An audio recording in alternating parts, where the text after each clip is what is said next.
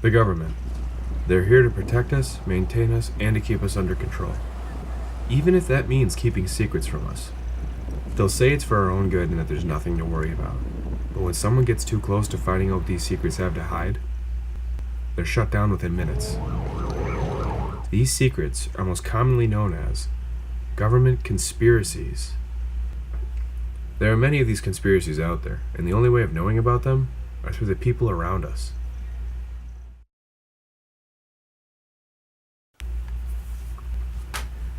What are the most known government conspiracies? UFOs. Unidentified flying objects, one of society's greatest unsolved mysteries, and yet no one is able to provide proof of their existence, or any evidence of them.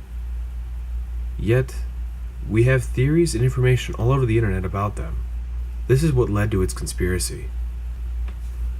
So why are we as a society so obsessed with this conspiracy? And what do we actually know about what a UFO even is? A UFO can really be anything in the air, but the part that is being covered up the most are the UFOs that are extraterrestrial. The spacecraft, in other words. The ones that we adore so much. It's something that the government is covering up, and so we become obsessed with trying to figure them out for ourselves.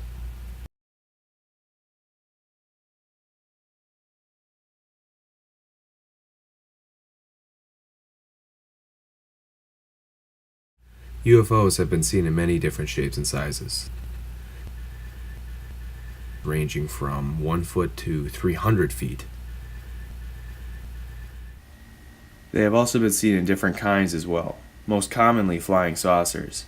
But there's one other kind that is also commonly reported, an orb of light. These are the two most common types of UFOs that are reported.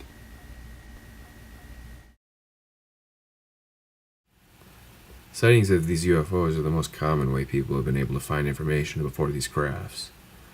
These sightings go way back to ancient times, and the leaked photos alone go back to around 1870. Numerous sightings have been reported of these UFOs, and yet they're rejected for the most part by the government. Although, how do we even know that the UFOs are being covered up by the government, or that there is such a thing at all? Some may ask just what it was that made so many more people believe that there was such a thing as UFOs, and that they're being covered up. But what really presented the UFO phenomenon to the public?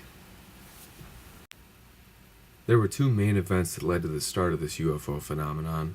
The first event started in World War II by a fighter squadron known as the 415th Night Fighter Squad.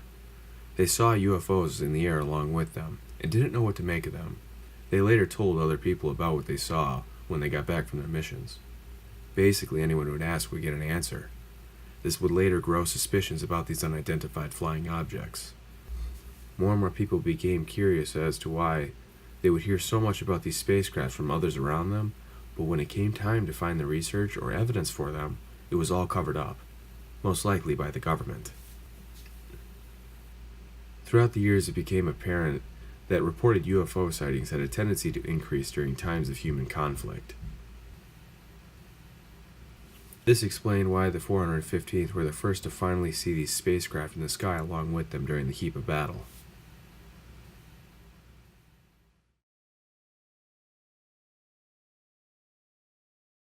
World War II.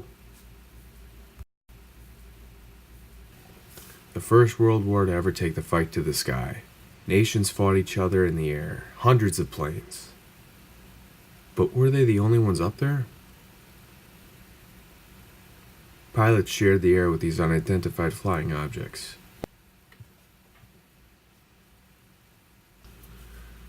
The pilots of the 415th were the first to spot and report these UFOs, although they had spotted these unidentified flying objects before the term UFO became popular. So, these pilots decided on calling them the Foo Fighters of World War II. This term was also used for any UFO sighting in the air at the time. The pilots described them as small, fast-moving orbs of light that would fly alongside them in the skies when they were in the middle of battle. An article written by Martin S. Kottmeyer describes the sizes of UFOs in these sightings, and in that article it reveals the size of the Foo Fighters in World War II. They have a 1 foot to 5 foot range.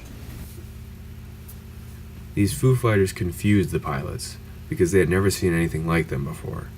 On occasion, some of the pilots had reported them to interfere with the plane's mechanical systems. Some of the pilots couldn't believe what they had even seen and had drawn sketches of them to give to others as some sort of visual aid. So many of the pilots witnessed these Foo Fighters that more and more people began to learn about these spacecraft. This is what really spread the existence of UFOs and played a huge role in the start of this UFO phenomenon we know today. However, the Foo Fighters weren't the only major sighting that started the UFO phenomenon. There was yet another sighting that truly ignited the spark to the public figuring out that there actually was something that the government was trying to cover up.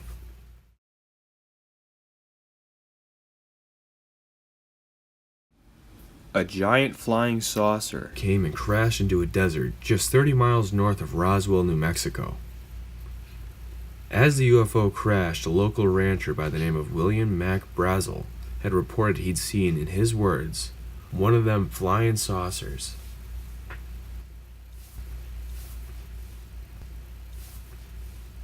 William had gone to the crash site to see what was there, and then had reported it to a local sheriff, George Wilcox. Wilcox had then reported the wreckage to a nearby Roswell airfield. Sam Lagone writes in his article that Roswell Army Airfield, or RAAF, issued a statement claiming to have recovered a crashed flying disc. The government quickly rushed to the site of the crash and then recovered all the remains of the UFO. The wreckage was then sent to an Air Force base, never to be seen again. The next day, the government steps in and orders the RAAF to report that the object was actually a weather balloon crashed at the site, and was not a flying disc, covering up the incident. This had then started a controversy that would last another 60 years. These two major sightings are the reason for the public's spark of interest in the UFO conspiracy, although the government still claims that there were no extraterrestrial spacecraft involved in these sightings.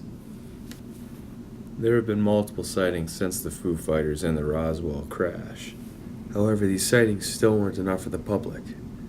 Some may ask why the public invests so much of their time into this government conspiracy when such events have occurred, almost proving its existence.